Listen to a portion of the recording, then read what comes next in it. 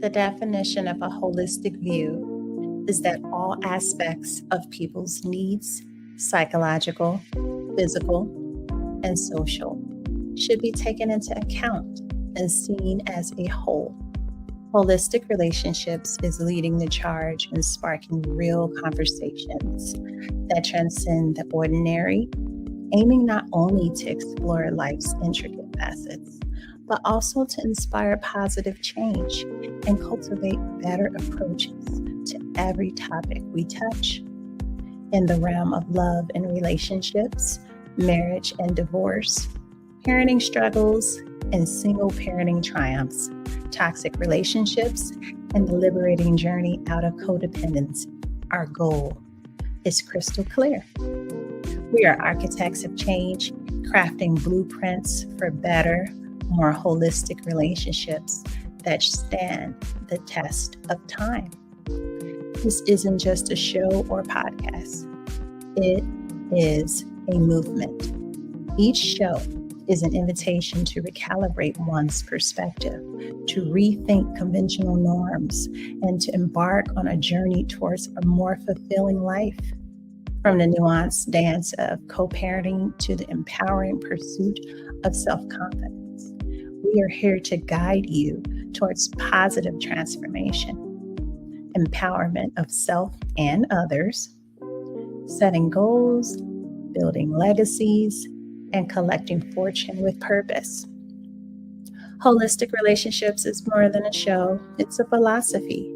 We navigate the complex terrain of aging gracefully and achieving optimal health and weight loss, shedding light on compatibility in relationships and imparting wisdom on the art of dating and courtship. Join us as we forge a community committed to positive change, where every conversation is a catalyst for growth, every revelation is a step towards understanding, and every piece of advice is a key to unlocking a more holistic and fulfilling life. Welcome to Holistic Relationships, where the pursuit of better, more meaningful connections begin, and positive change is not just encouraged, but celebrated.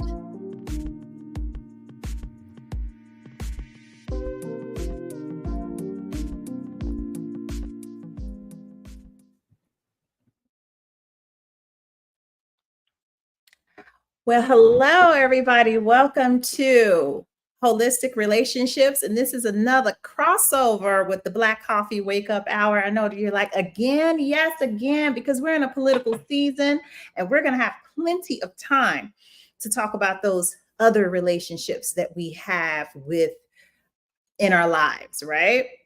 Right now, the conversation just happens to be our relationship with politics, as I like to put it, right? And I thought that and before I get into that, because I have so many things I'm thinking about at one time here, but I did want to just repeat for people, this is part 3.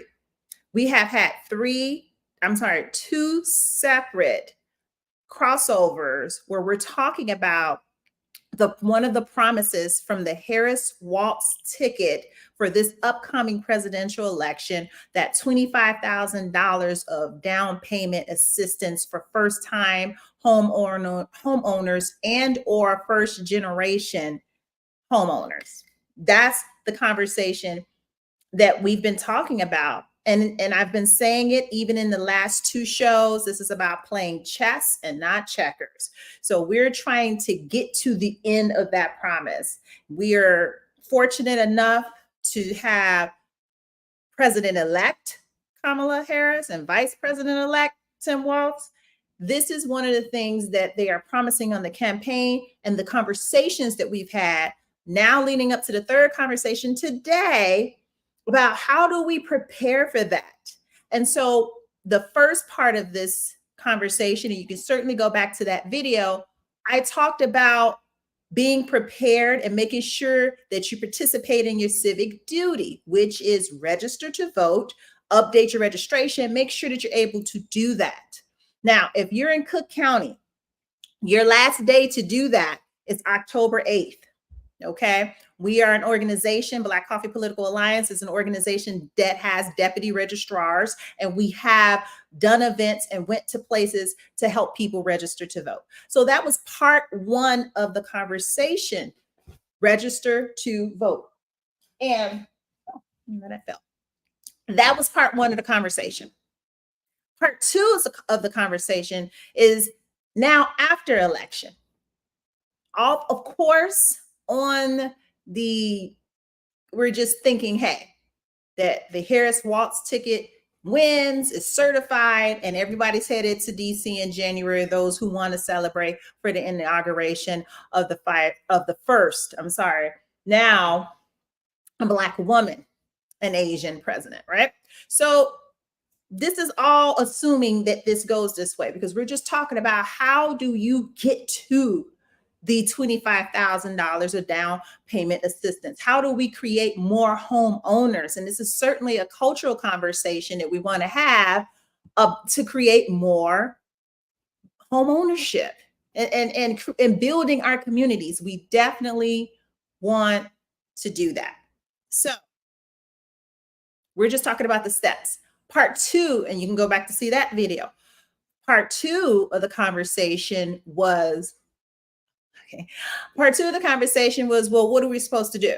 Now we got to swing our heads over, as I said, to that legislative branch of government and make sure that if, and this is all theoretically speaking, if we're able to get the Harris-Walz ticket into office, and now if they're going to fulfill any of the campaign promises, what do we have to do next as part of this chessboard, the chess game we're playing here, right?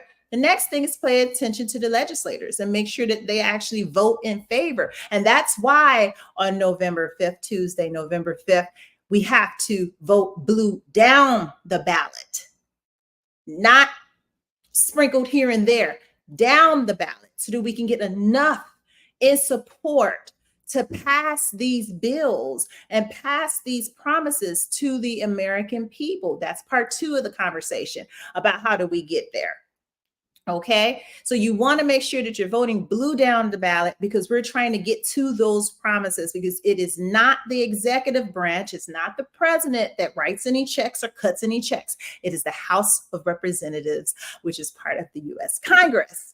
They're the ones that do that, okay? So for those of you Black people that's looking for another stimulus check from Trump, he's not the one that gave it to you last time. In fact, he's the one that held it up until his name was put on the Trump. What kind of narcissism? Okay, but the person who did that for you, that would be Nancy Pelosi, okay? But we'll have a civics lesson another day. This is part three of that conversation about how you get that. But before we get into that, I always like to pay homage to our my mentor in politics, the late and great Dr. Laverne Murphy. And I'm going to share with you a video from 5 years ago about, it's a very important topic about emotional voting. And we did a lot of videos, not a whole lot of videos, but we've done a lot of videos on this.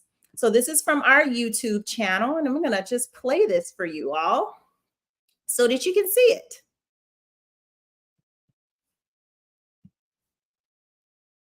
In this segment, I'd like to talk a little bit about the political mistake we continuously make. One of the things that we do, we're always motivated, to the extent that we are motivated at all, to vote for a political party or to vote for a candidate. And neither of those should drive your voting participation. The only thing we should ever be concerned about is, what is the agenda? What is the platform that a party or candidate represents? An example of that, in the last election, there were a number of things on the Democratic political institution platform, but there were three very important things that I think that we as Black voters should have been very, very motivated to come out. And what was those three things? On the Democratic side, they had made a commitment to move a criminal justice reform agenda forward and pass it into law. That meant canceling out the erroneous and damaging omnibus crime bill of 1994 that resulted under Clinton in mass incarceration of black people, particularly black men. 3 strikes and you out. 86-1 disparity for cocaine possession charges. If you were white, you were likely to use powder cocaine. If you were black, you were likely to use crack cocaine. And so under this law, it was a mandatory sentence if you was convicted for a $10 bag of cocaine versus white men who typically use hydrochloride form or powder form of cocaine. And there were no mandatory sentences for them. So a person could get a black person caught with a $10 bag of crack and get a mandatory 4 years. And a white guy got 10 ounces of cocaine in the powder form and get probation. That was a disparity in that law. It was race-based, and it resulted in sending black men into America's prisons en masse. On the Democratic agenda, they had a criminal justice reform plank that was committed to eliminating that. That should have been a reason right there for all black people to rush to the polls en masse. And secondly, on that same platform was free college tuition in public funded universities. Think about that for a minute. Free tuition in public funded universities. And so had the Democrats won that particular campaign, that would have been a platform or a plank on the platform very significant to black interests, because we could have sent our children to publicly funded universities at no charge. And that makes all the sense in the world. The third item on the Democratic platform was targeted economic development in poor, impoverished communities. In other words, a specific law committing to a specific amount of capital going into the poorest areas of our country. And of course, we as black people are always, unfortunately, relegated to the poorest communities where we are. So those were 3 items. So I make this point in closing. The only thing you're concerned about when you get ready to go and vote is not so much who is the party, not so much who is the candidate, but what is the agenda? And the agenda is what sets forth the platform, the specific things that party will do if they are successful in being elected to office. So remember that. Forget about party, forget about candidate. The only thing you're interested in is what is the platform, what is the agenda, and how does that agenda relate to you and your community? That's the only thing that's important. Thank you.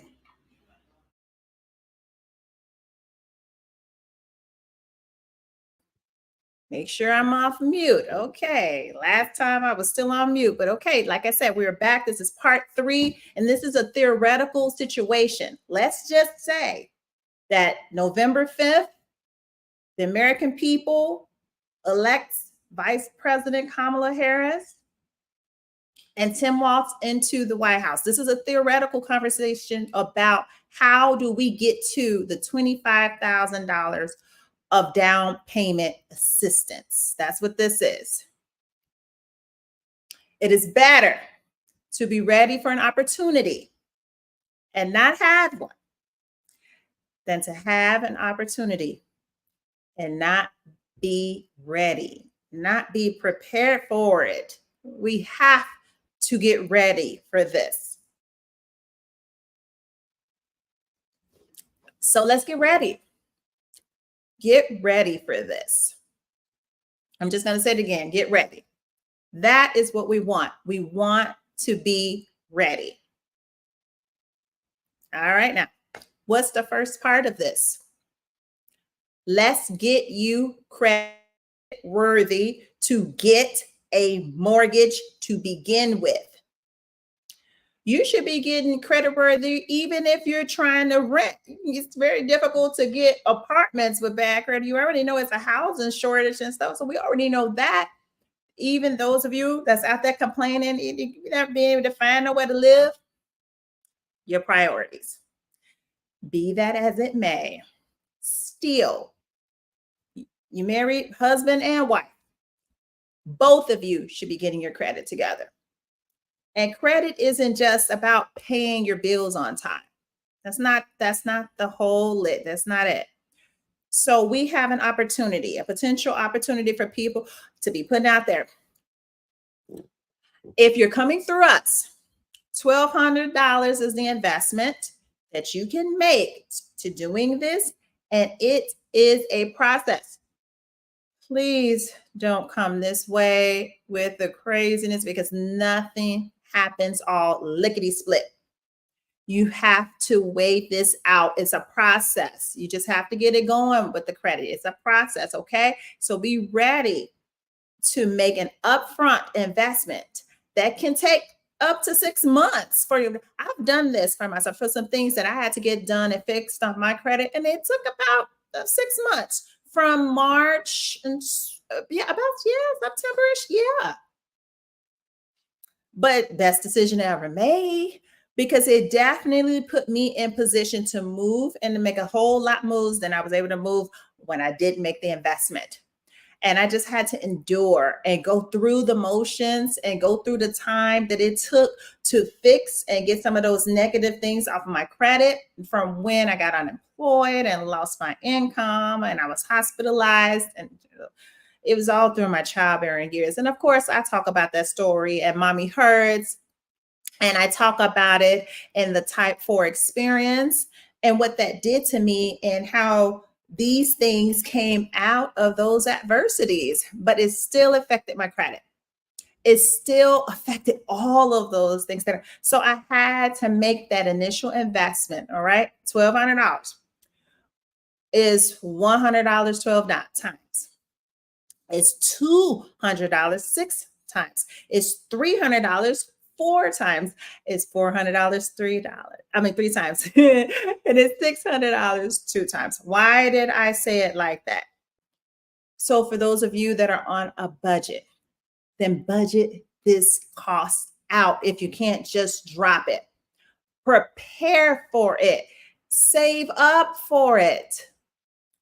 Don't buy the normal things that you spend money on. Allocate it to saving up for this so that you can create a better life for yourself, your children, and the parents that most of us will have to take care of. I mean, come on. We still got to help our parents out. We still have our kids. We're not in that generation anymore where of life where the grandparents is just sitting at home unless you become a homeowner. They could be at home and help you out like that. Relieve them then of that. Relieve them of having to pay all of their bills and all that stuff. Become a homeowner. Get you a little in-law suite. And get you a little something for your parents for them to come on in there with you. This is how we think. This is how some of us as Black people, we cherish our elders. We have respect for the ancestors. We do all of that. So this is the way that you need to be thinking because it takes a village to raise these kids. So you need everyone. And you should not have this selfish ass mentality and all about yourself. And to that point that I just made, that is why I vote blue. Because I'm thinking about everyone else, not just myself. Back in, before I had my fall and my difficulties, if I was going to vote it for my own personal interest, then I probably would have been voting Republican. But I had to think about where I came from. I had to think about all the social programs that people in my family use, that my mom used when coming up, that some of my family is still using it. And I didn't have the heart to vote in a way that would be against the things that other people need. I couldn't do it. So I voted for everyone else. And that is what compelled me to even become one of the leading organizers of Black Coffee Political Alliance and its Voting Black and getting its Voting Black together so that we can help Vote in the interest of our communities to help others because it takes that village. Just like that meme that was going around with Kamala when she was talking about when her mom said, "You think you just fell out of a coconut tree?" You know, exactly. That is why we have to vote for other people and our own interests. Because if you're looking at your family and friends and colleagues and people, that's the interest of your community. That is why we're doing what we're doing. But you got to show up. You have to show up. And the next piece to this is becoming credit worthy so that when you go inside of a bank or a credit union and you're trying to get that mortgage loan, you're trying to get it, that your credit isn't so jacked up that you look like the biggest risk that bank, because they still have to say yes. So you need to make sure you get yourselves a position for it. And that is what you need to do now. Begin this now. Begin this today. Or if you need more of a guarantee for yourself, then wait until election day is over and when she becomes the president-elect. The minute you see the blue NAMI has succeeded and she is president-elect Kamala Harris, then start your credit programs. Let's get on and come on in with us so we can get you in position to be homeowners. And even if you just want to rent in some nice places, get your credit together. Don't be having that mentality, no, I just pay for it. I just buy for everything. That's stupid. We're in a capitalistic society. That's not how it works. You're misinformed to think that you could just pay for everything. I am telling you what I know because I remember having the income when my credit was jacked up back in the day and I still couldn't get shit. Highest interest on every goddamn thing. That was not the smart thing to do. But my youth and my lack and wisdom and knowledge and financial literacy is not taught in our schools and our communities. We don't even have generational wealth for the most part.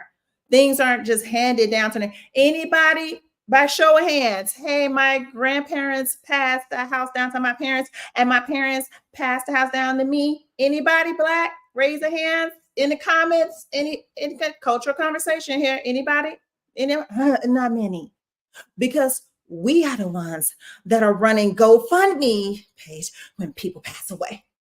But insurance and life insurance conversation is a different conversation we'll have on a wake up hour a different day. We're going to talk about that. Or maybe I'll talk about it in a piece for holistic relationships. I have another segment, at this time typically is holistic relationships, but now we're just talking about our relationship to politics. So we'll come back to that, and maybe do it at a wake up hour another day. But that way you're able to just get it going. All right. That's the life insurance piece another day. So for now, you need to get yourselves credit worthy. Make the investment. I don't care what it is you have to do. You have to pay all this stuff. Just put all of it to the side and play chess and not checkers. Get yourselves credit worthy. Join our voting block so we can show you, so we can connect you to the people that's going to help you to be able to make this realized for your life. Join our credit union. Because the way credit unions work, when you become members, you vote on things. We could go to another conversation about the credit union, and I'll invite the leadership for our credit union for a different Black Coffee Wake Up Hour, and we could talk about the importance of that. It is our credit union. They're part of the ministries. We want to see people get accounts there, get the accounts set up there, checking and savings. You should always have both, not just one where everything coming out of the thing. No, you need to save. You need savings, okay? That's part of the financial literacy piece that we're going to have here. But you definitely have to be able to put money to the side for the things that you need to do. And we even have payment plan options for the $1,200 investment for the people that we're helping.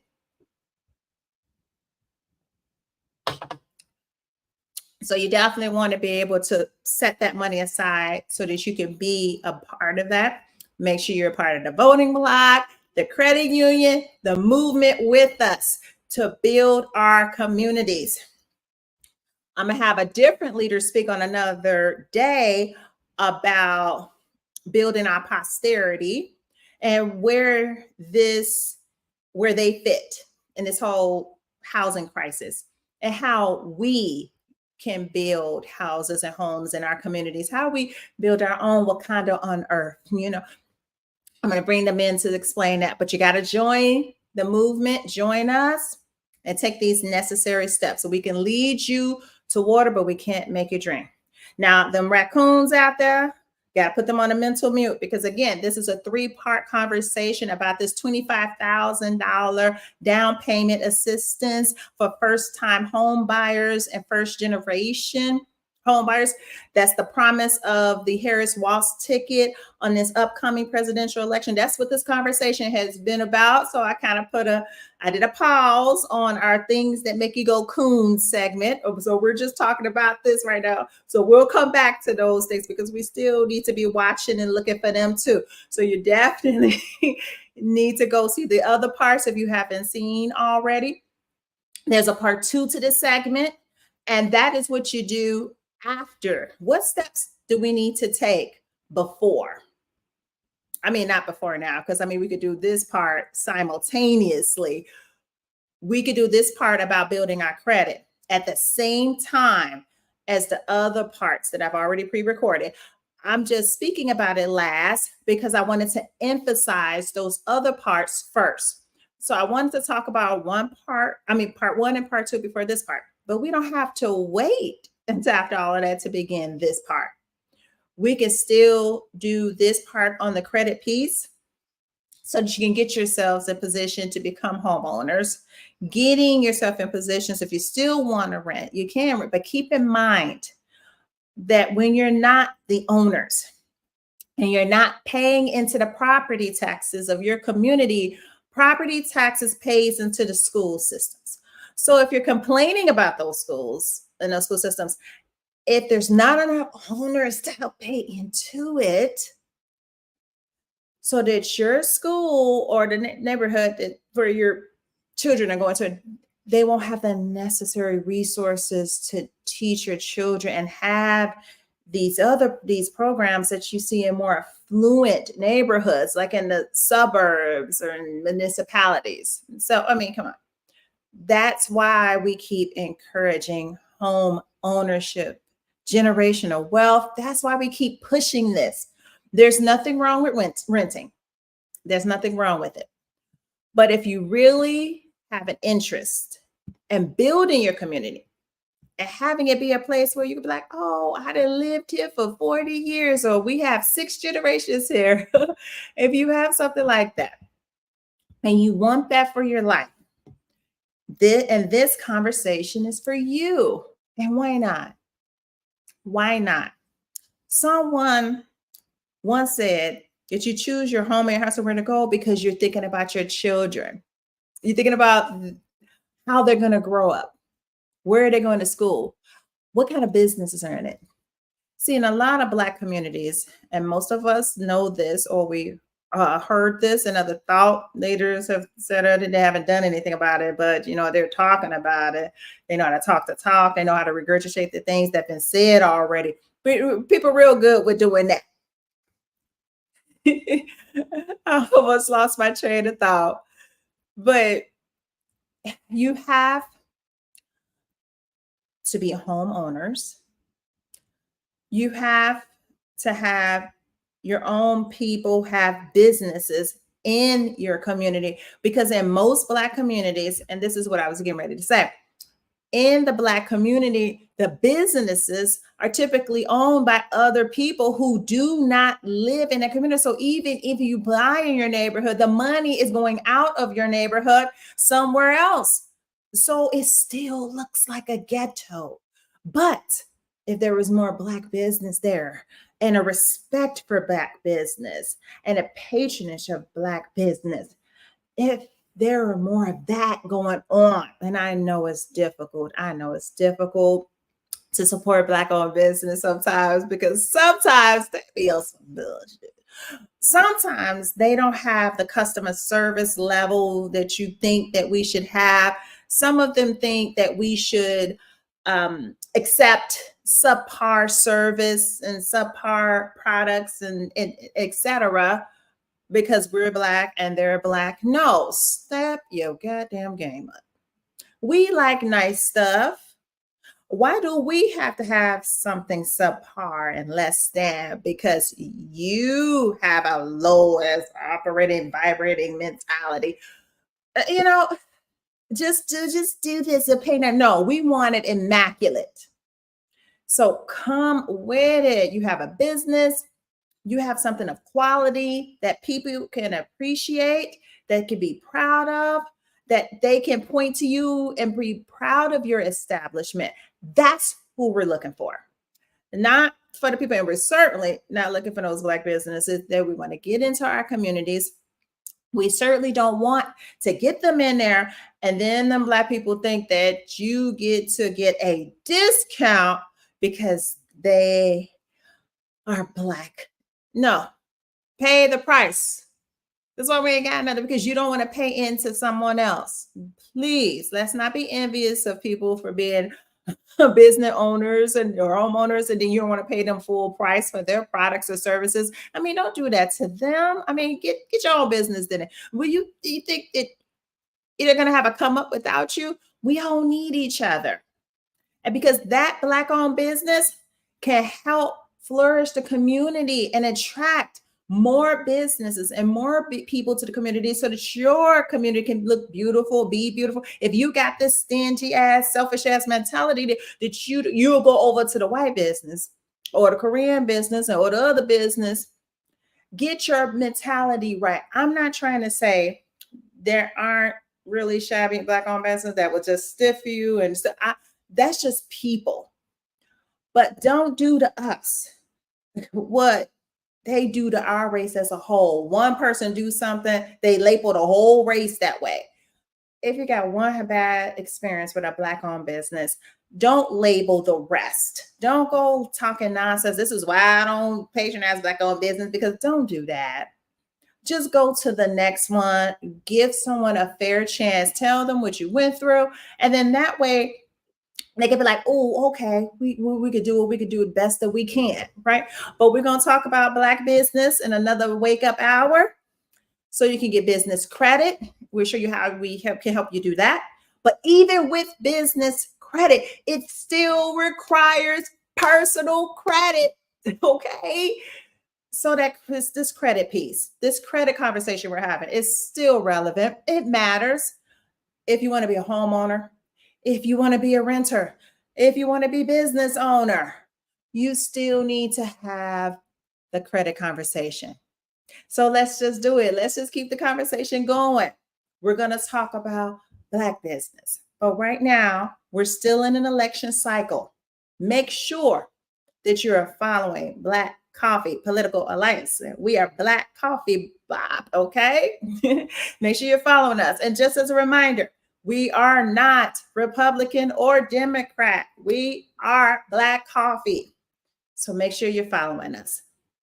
And make sure you're following that wake up hour. So we're going to have that starting every Tuesday at 1 p.m. Central Standard Time. We're mobilizing right now for the interest of our people. And again, anything that helps Black people will help others of